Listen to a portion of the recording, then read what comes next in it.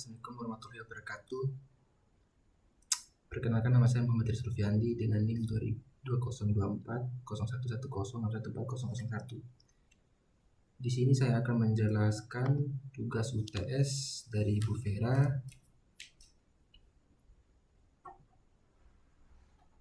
yaitu pada mata kuliah Statistika Penelitian.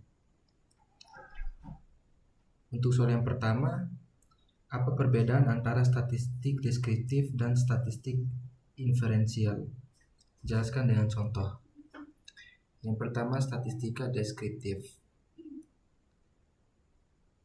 Tujuannya yaitu untuk mendeskripsikan atau meringkas data yang sudah ada. Statistika ini hanya berkutat pada data yang dikumpulkan, tanpa membuat kesimpulan atau generalisasi lebih luas. Ciri-cirinya yang pertama, hanya digunakan pada data sampel atau populasi yang tersedia.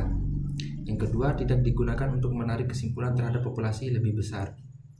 Dan yang ketiga, menggunakan ukuran seperti rata-rata, median, modus, simpangan baku, presentasi, dan visualisasi data seperti grafik atau tabel. Contohnya, seorang guru menghitung rata-rata nilai ujian matematika dari 30 siswanya dan menemukan bahwa nilainya adalah 7S. Yang kedua, statistika inferensial. Tujuannya yaitu untuk menarik kesimpulan atau membuat prediksi tentang populasi berdasarkan data sampel. Statistika ini menggunakan probabilitas dan uji hipotesis untuk membuat inferensi. Ciri-cirinya yang pertama, menggunakan sampel untuk menyimpulkan karakteristik populasi. Yang kedua, melibatkan analisis probabilistik seperti uji T, ANOVA, regresi, C-square, dan lain-lain.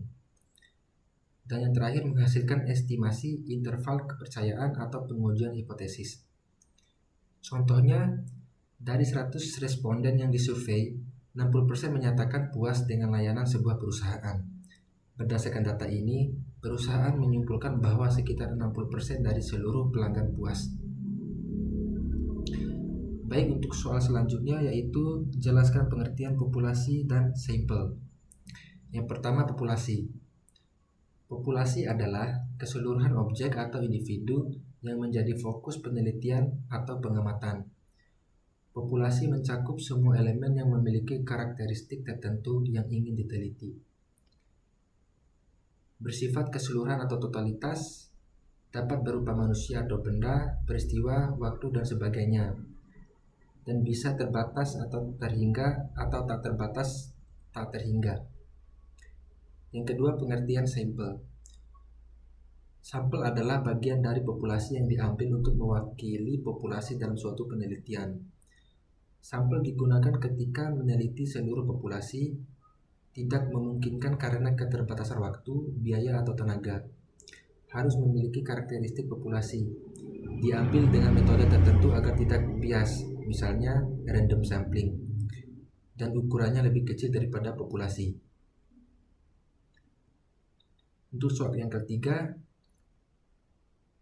jelaskan dan berikan masing-masing satu contoh dari purposive sampling, sampling jenuh, snowball sampling, dan incidental sampling. Yang pertama, purposive sampling.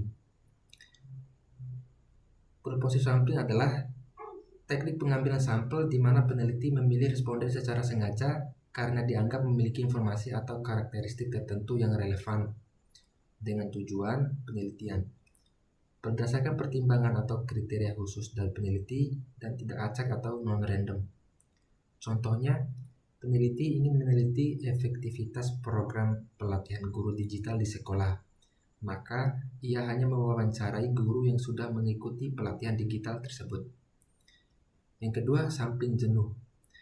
Sampling jenuh ialah teknik pengambilan sampel di mana seluruh anggota populasi digunakan sebagai sampel. Biasanya dilakukan jika ukuran populasi kecil dan memungkinkan untuk dijangkau seluruhnya. Populasi dijadikan sampel secara keseluruhan, seperti tidak ada yang dikeluarkan, dan disebut juga total sampling atau sensus. Contohnya, sebuah perusahaan memiliki 20 karyawan. Peneliti ingin mengetahui kepuasan kerja karyawan, maka semua 20 karyawan dijadikan responden. Yang ketiga, snowball sampling. Snowball sampling ialah teknik pengambilan sampel di mana responden awal yang memiliki informasi akan merekomendasikan orang lain. Dan proses ini terus berlanjut seperti bola salju yang membesar. Digunakan saat subjek penelitian sulit ditemukan, mengandalkan jaringan atau rekomendasi dari responden sebelumnya. Contohnya, peneliti ingin meneliti pengguna narkoba rehabilitasi. Karena sulit diakses langsung, peneliti mulai dari satu responden, lalu minta dikenalkan ke pengguna lain yang pernah direhabilitasi. Yang terakhir, incidental sampling. Incidental sampling adalah teknik pengambilan sampel berdasarkan siapa saja yang kebetulan ditemui dan bersedia menjadi responden, tanpa mempertimbangkan karakteristik tertentu, seperti praktis dan cepat digunakan dalam situasi tidak formal atau awal penelitian. Contohnya, mahasiswa melakukan survei tentang minat membaca masyarakat dan mewawancarai orang-orang yang ditemuinya di taman kota secara kebetulan. Baiklah, demikian penjelasan yang dapat saya sampaikan. Terima kasih. Mohon maaf sebelumnya. Assalamualaikum warahmatullahi wabarakatuh.